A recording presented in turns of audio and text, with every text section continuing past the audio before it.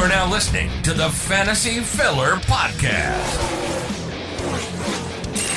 where we put you in the driver's seat every week, all year long. In the NASCAR racing world, from top news stories, latest results, and best fantasy lineups, we'll have you up to speed and out in front before the drop of the green flag. So let's dive in with our host, Vanilla Wafers.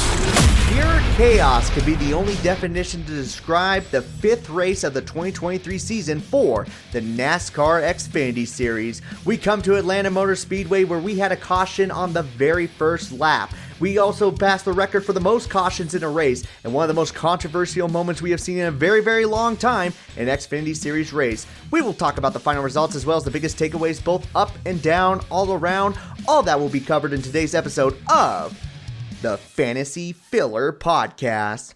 And where do I start with this race? I felt like in the Truck Series race, I kind of rambled a little too long. There were some things I missed and maybe some things that could have been included, but I decided not to. This one, I'm not going to have a problem with that. This race is going to be locked in on a lot of people's minds from one thing or another, whether it's the exciting finish, whether it's all the chaos that happened throughout the race, or the number 92 of Josh Williams incident. I think that one will be the one that people will remember for a very, very long time. And if you missed out watching on this race, whew, man, what a bad race for you to miss. We're going to be talking about all of it here on today's episode. The biggest takeaways, the biggest drivers in the race, both good and also bad. And believe me, we got a bunch of them here on this list. So without further ado, why don't we dive right into it for the fifth race of the 2023 season. Here's the race results for the Raptor King of Tough 250 at Atlanta Motor Speedway.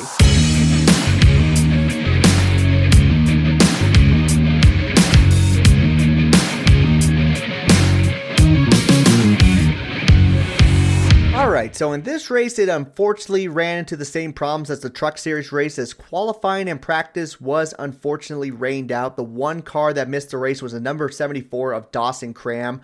Just so much bad luck for this team. They just cannot honestly catch a break. Now they have another race where they don't even get a chance to qualify for it. And once again, the number 74 team will DNQ here in the Xfinity Series. We had 12 cautions for 68 laps. It was a high caution race, especially in the first half. I do believe in the first half of the race, 66% of it was ran under caution. Absolutely crazy. But we had 13 lead changes amongst 8 different drivers. Multiple drivers had opportunity to score stage points in this race. In the end, though, after all the craziness that happened, the best driver still won the race, and that was the number 21 of Austin Hill. Already gets his third victory of the 2023 season after leading 103 laps, winning stage 1. He is your winner here of the Raptor King of Tough 250 at Atlanta.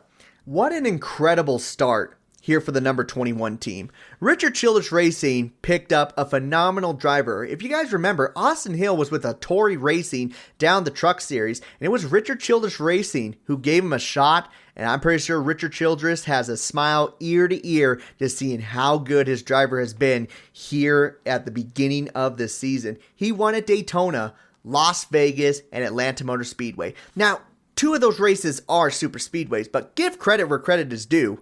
There's nobody down here in the Xfinity Series that's at the same level of super speedway talent as Austin Hill. I mean, we had Justin Haley for so many years just dominate at Daytona and Talladega. Now it feels like Austin Hill is coming in and taking over that spot. Just really good runs, and you know what?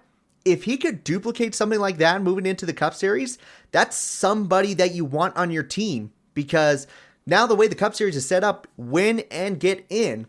And if this driver can be really strong at those types of races, be a competitor at, let's say, the Daytona 500 or both of the Talladega races or even here at Atlanta, by all means, that's 6 potential races that he could win in the season. Now, granted, there's other races that he's been talented at, intermediate tracks, and also sometimes just the success in the Xfinity Series does not bleed on over into the Cup Series. I think a perfect example of that, unfortunately, has been Justin Haley. Just hasn't been as strong at super speedway races compared to the Xfinity Series, but we're not going to talk about him right now. We're talking about Austin Hill. What he's doing right now and what that team is doing is just showing everyone that they are the team to beat. It's not Team Penske. It's not Joe Gibbs Racing. It's not Junior Motorsports. It's RCR. And Austin Hill is leading the brigade, and they're just throughout the race just look strong from beginning to end. Even that finish. Yes, it was very, very worrisome for if you were a 21 fan at that finish. We will talk about that here in a bit, but overall still the strongest car in this race. Let's go through the rest of the top 5. In the second spot, we had the number 11 of Daniel Hemrick. Finishing third was the number 19 of Ryan Truex. Fourth, the number 48 of Parker Kligerman. And out of the top 5 was the number 98 of Riley Herbst. Daniel Hemrick, the 2021 champion here in the Xfinity Series. Man, just hasn't been able to get a win ever since, and this was probably one of his closer opportunities, but if he would have won this race, it would have been under controversial circumstances, because now I can feel like I could talk about this finish, because the drivers who were involved in the finish finished 1, 2, and 4th, and here's what happened. So, coming to the finish line, it was between Parker Kligerman and Austin Hill. Again, the two strongest guys in the race. If there's anyone who could compete against that number 21 car, it was Parker Kligerman. However, Daniel Hemrick was the pusher behind them, but he wanted to be a part of that mix. He goes high, bumps into the number 48 of Parker Kligerman. Parker Kligerman gets sideways, goes into the number 21 car of Austin Hill. Austin Hill is able to keep the car straight, while unfortunately for Parker Kligerman, he gets spun around. Now, when I explain that, it almost sounds like Brian Vickers from 2006. And as great as it was for Brian Vickers to get his first ever win, that's just not the way you want to get a victory. So Daniel Hemrick coming that close, at the same time, all of us are kind of thinking to ourselves, thank goodness he wasn't the one who got the victory. Still, great run by him, but that's definitely not the way you want to win. But it gave us a really, really good finish. Parker Kligerman, unfortunate for him, his car was for the most part clean throughout the race, and then gets destroyed there at the very end. He won stage 2. He led 5 laps. I've been saying it over and over and over again in the Truck Series that he deserved a full-time ride in either the Truck Series or the Xfinity Series. This is why. Look how good he's just been running with this 48 team. And this 48 team is I would say a technical alliance team. I almost said developmental team, but that's not true. A technical alliance team to one of the stronger teams in the Xfinity Series. But they have been up there almost every single race, and that's very impressive for the number 48 car.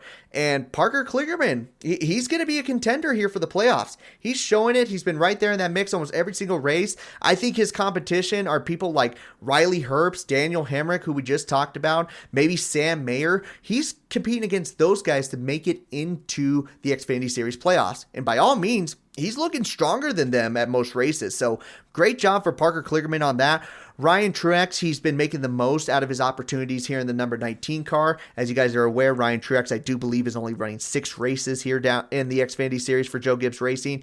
Still, he's trying to get that victory. I know these part-time drivers want to do everything they can to win in the little races that they have with the team, but he was there in the mix the whole entire time there at the end. Unfortunately, at that point going into turn 3 and 4, it was going to be a Chevrolet that won the race, but he stayed really close, and he was able to nab one of those positions from Parker Kligerman since he got sideways. So to finish in the top 3, that's still something to be proud of for all the Ryan Truex fans. Finishing 5th was Riley Herbst. Riley Herbst needed a consistent race, and he had it from beginning to end. Finishing 5th in stage 1, 2nd in stage 2, led 11 laps. It was a good race for Riley Herbst. Still trying to get that victory, but sometimes you got to find the golden nuggets along the path, and I think Riley Herbst was able to find that today. Just a very consistent run from beginning to end. Absolutely needed. He was the strongest car out of the Stewart-Haas Racing Group. He was ahead of Cole Custer for the entire race, was a factor for the victory, and that's all you can really ask for from someone trying to search their first win. So great top 5 finish. That's going to give him a lot of points and give him a little bit more momentum going into the next few races. Let's round out the rest of the top 10. We have Brett Moffitt in the number 25 finishing 6th, Josh Berry in the number 8 finishing 7th, John Hunter Nemechek in the number 20 finishing 8th, the number 1 is Sam Mayer finishes 9th, and rounding out the top 10, we have the number 10 of Justin Haley. Junior Motorsports cars were not really the strongest and weren't really a factor there near the end. Yes, some of them had strong points. Josh Berry, he was able to score stage points. Brandon Jones was able to finish third in stage number 2 and lead 10 laps, but unfortunately he was not there at the end. They just really weren't a factor like we expected them to be. And that's kind of a pretty shocking thing, but I guess as far as Chevrolets go, the strongest teams when it comes to these races have been RCR and Colleague Racing. Junior Motorsports has been dominating the intermediate tracks and short tracks while these guys have been taking over. So just missing it a little bit here, but to get 2 of their cars in the top 10 in a very chaotic race, I'd say that's all right. I wouldn't say it's spectacular, but it's all right for them. Brett Moffitt showing once again why he deserves to be in full-time rides. I mean, this 25 team, AM Racing, has to be super happy with the driver they picked up because back down in the Truck Series, they were not the strongest team by any means. I mean, they were trying to finish inside the top 20 in those Truck Series races. Now they move up here into the Xfinity Series, and you got Brett Moffitt consistently running around inside the top 10. I mean, what more can you ask for? This is a great first year for this team, and Brett Moffitt is showing to everyone why he still deserves to be around behind the wheel. I mean, just great performance all around here. Definitely going to be really hard for them to make it into the playoffs, but they are putting everyone on blast that, hey, this small little team here, brand spanking new, still competing against you guys, and that is saying a lot. Let's give a shout out to some other drivers who had some really good finishes here that we need to mention. Let's talk about our boy here, the one and only Anthony Alfredo. Anthony Alfredo was able to lead 18 laps in this race, finished 5th in stage 2, and the only reason why he didn't get a top 10 finish was because they suffered mechanical problems on the last lap. Horrible luck for the team, but what a phenomenal run. I think at one point, it was a very small part, but at one point, they were the strongest car on the field. BJ McLeod Motorsport is not a big team, and for them to be on the inside lane for quite a few laps, still passing people, having one of the smoothest running cars, that's incredible. I was around this team. They don't have much resources there. They've already lost a car with the number 99 of Garrett Smithley. That was really a shame to see that happen. But this 78 team, they picked up a great driver with Anthony. There's a reason why I really like him. I think he moved up into the Cup Series way too quickly, but now he has found a spot here at BJ McLeod Motorsports. They're picking up sponsorships, and after a great run like that, man, they got to be happy. They got to be sitting on cloud 9. I don't think it will be long before they get a top 10. I know for some of these teams, they're thinking about, oh, you got to get a victory, you got to get a victory. But for a small team like this, top 10s will be victories for them. And they were so close, just unfortunately mechanical problems there near the end. Sheldon Creed had himself a really good run. Just unfortunate that he was not able to finish. I mean, second in stage 1, fourth in stage 2. He was at the same level as Austin Hill, maybe just one level off. Just one level off. That was it. And just could not get the finish that he deserved. Just a heartbreaker for him. And man, I don't know what else he needs to do to get his first victory. He has the fast cars. He has the talent. Just cannot seal the deal. Getting your first win's the hardest, and if you want to ask anyone how hard it is, ask Sheldon Creed, because my goodness, he is struggling to get that first win. Other people in the top 20, we have the number 6 of Brandon Poole. JD Motorsports have been having some rough finishes, so for them to get into the top 15, that's definitely good. And then you have the 08 of Greg Galding, able to finish 20th. How about that for that team? A team who's gotten some last place finishes this year due to some accidents. So, hey, a top 20, man, that's a step in the right direction for sure. And also give a shout out to Chandler Smith. Even though, unfortunately, he had some rear gear issues, he has done a justice for this number 16 car. I think a few people were worried about AJ Allmendinger leaving the car, because Allmendinger did a great job in that number 16 machine, trying to get into the championship for him as a rookie. Almost gets a victory at Las Vegas, runs really well in this race. If he does not have any mechanical problems, I'm pretty sure he finishes in the top 5. I'm pretty sure he's in that mix with Daniel Hemrick running for the victory. And as a rookie, this has just been very, very great for him. I don't know how he's going to do at the road courses. I don't think road courses are really that big for him down the Truck Series, but intermediate tracks, he's got it dialed in.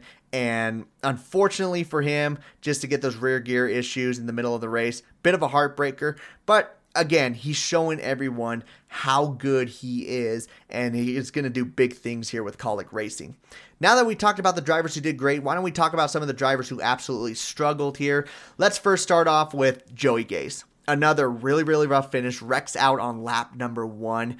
51 team, Patrick Emmerling and Joey Gase have just had themselves a rough start to the season. Definitely feeling the heat with it being a 2-car team. I think last year they were just a 1-car team, and they had the 53 car come in for 5 to 10 races. It wasn't really that many. Now they're trying to have both cars run full time, and it's definitely doing a number on the team. It really, really is. So a bit of a bummer for them to have some poor finishes like that, and to finish 37th out on lap number 1, that's got to be really, really rough. And then you got Alpha Prime Racing. All their cars ran into some problems here in this race, just could not catch a break to save their lives. The number 66 machine was part of that accident. Granted, that's NBM Motorsports, but you had Cesar behind the wheel, who is an owner of Alpha Prime Racing, so you know there was an alliance there. He finishes 38th. Jeffrey Earnhardt gets into an accident on lap number 11. He finishes 34th. Sage Karam gets into an accident. He has radiator issues, so he finishes 31st. And then you have Ryan Ellis as the best runner in that race, and he still only finishes 23rd. Being the 3-car team, they're another team that's getting a lot of heat right now, and it worries me. You hear about these teams just expanding more and more and more cars, and sometimes people think that that's a great thing, but it's showing it right here. It sometimes puts a little bit too much pressure on the team. And for them to keep having rough finishes with multiple cars, it makes you kind of worried. You're hoping that they still have the funding. You hope that sponsorship wants to stay with them. And if they keep having poor finishes like that, that could become a factor. Not saying it is right now, but to have all their cars struggle as bad as they did multiple times in the season, this early, we're only on race number 5. That's got to add some major concern for all the Alpha Prime fans. Now let's talk about controversial moments. I've talked about the good, the bad. Now let's talk about the ugly, or as many would say, the glamorous. Let's talk about Josh Williams. Josh Williams stole the show here in this race. So let me tell you what happened here. So it was a cold weekend at Atlanta Motor Speedway. They weren't expecting that. They were expecting a lot of heat, and just the weather this year, it's been absolutely crazy. Don't believe me? Look at the West Coast race. Look at Fontana. There was snow in the mountains. They've never seen that before. Anyways, cold weather here at Atlanta. He gets caught up in an accident on lap number 28. So they're already having a bad day. That wreck on lap number 28 took out Kyle Weatherman, Jeb Burton, and Josh Williams. Josh Williams has a lot of damage, and they're doing everything they can to keep the car together. They got this bare bond on there, but unfortunately, due to the cold air, it just doesn't want to stick. Goes out on the racetrack, and then debris goes out just 2 laps in, and they figure it's from the number 92 car, and then NASCAR gives the call to park him for the rest of the race because they littered the racetrack. Now, most fans have never heard of this call before. I've seen it happen before. I think it was all the way back in 2015, where you had the number 98 car in the Cup Series come out, and what they did was I think they stuck an oil pan underneath the car, just trying to make sure that oil didn't spill on the track, and then their oil pan fell out, and everyone was like, what the hell are you guys doing? I think that was Jay Robinson Racing. It was a bad look. And then, in one of the Daytona 500s, you have William Byron come out onto the racetrack. His car is destroyed. They're trying to beat the crash clock, and they have debris fly off their car, and it causes more issues. So they've been trying to do their best to limit the amount of cautions that come from debris flying off of cars where the team did not put the car together good enough. So a call like this was going to eventually happen. It was just a really bad call to happen for Josh Williams because it wasn't really their fault. They did everything they could. It wasn't like they were rushing the job. It just wouldn't stick. The weather would not allow it. And they tell him, park it. No penalty, just park it. You're done. And Josh Williams is just arguing. The team is arguing. And NASCAR just stuck their heels in and said, nope, you are getting penalized and you are done for the day. Where Josh Williams responds with, okay, you want me to park it? I'll park it right here. He parks it on the start-finish line, gets out of his car, throws up the peace sign, and walks off the racetrack down pit road. He has to go to the care center, and NASCAR holds him in the hauler for the entire race. Oh my goodness. The most talked about thing. It was such a badass move on Josh Williams' part, but you know he's going to get in big trouble for this. I'm suspecting a suspension, and if I was up at NASCAR as one of the decision makers for that, I'd probably be asking for a suspension as well. Hopefully it's only one race. Now here's the reason why I say that. It's not because I have anything against Josh Williams. It's not like I have anything against what he did. In fact, I thought it was just as awesome as everyone else thought it was. They have to make a point across that you can't be doing this. You cannot get out on the racing surface and walk away like that. I don't care if it was under caution. I don't care if it was, well, red flag would be different. But you have moving cars out on the field, and you're basically protesting the middle of the race. That just doesn't look good for the sport. Someone's going to come out as a loser, and 99% of the time, NASCAR is going to be one, if not the loser in that situation. So, Josh Williams, respect the hell out of him. He's gained so many fans. Even the sponsorships were backing him up, so everyone was on his side. It was a BS call, but unfortunately, expect a suspension to come from Josh Williams for getting out of the car like that and walking away. He probably should get penalized for that, but he made his point across and let NASCAR know, hey, we are sick of these BS calls, and you guys got to get your stuff together. So, there's just nothing else to say. You just got to watch it. You just got to watch it. It's something that you're probably not going to see for a very, very long time, or probably never again. I mean, the last time I saw a protest that severe was Robbie Gordon back in 2007, where he just decided that he was just going to start in the second position. NASCAR threw up their hands, and he just spun out Marcus Ambrose, rode off into the sunset. Most bizarre incident ever, and this one's right up there with it. Please go watch the replays. Just go on Twitter. Josh Williams is proud of what he did, which rightfully so, but unfortunately, like I keep saying, he's going to get suspended for it. The racing itself, I'm not going to lie, for the first half, it was bad. It was really, really bad.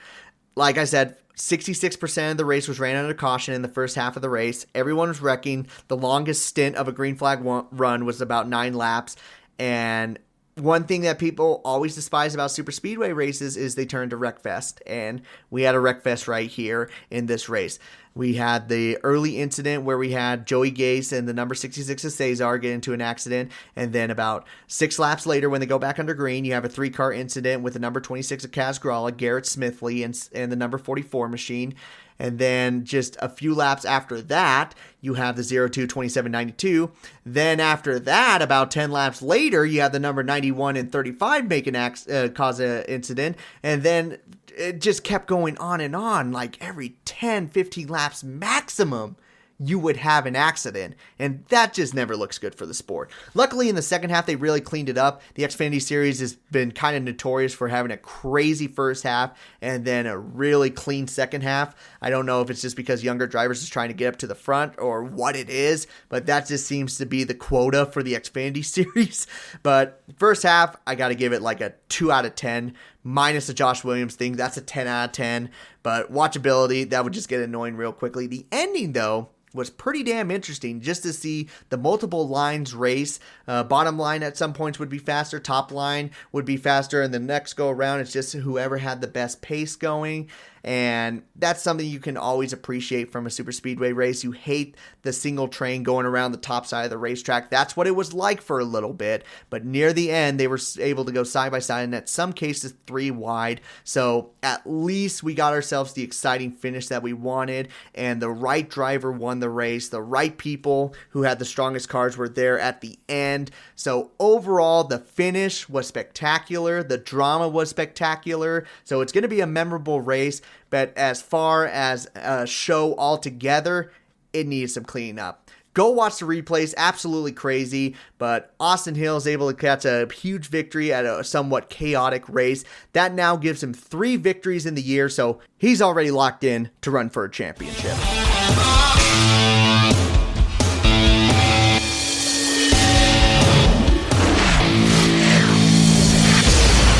That will conclude the final results for today's episode, guys. Thank you so much for listening. Just a lot of stories definitely are going to be coming from the Xfinity Series race that happened on Saturday going into Circuit of the Americas. I bet you at least 3 drivers we'll have big stories going into that weekend. So definitely a fun race. Again, go watch the highlights. It's worth it.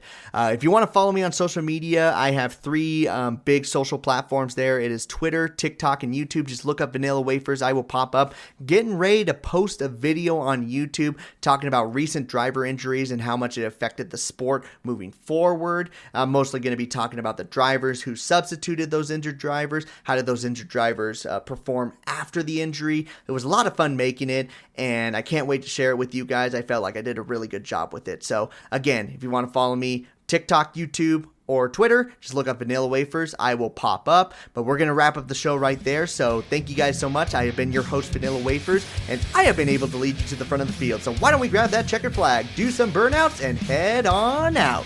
So you all take care. This has been the Fantasy Filler Podcast.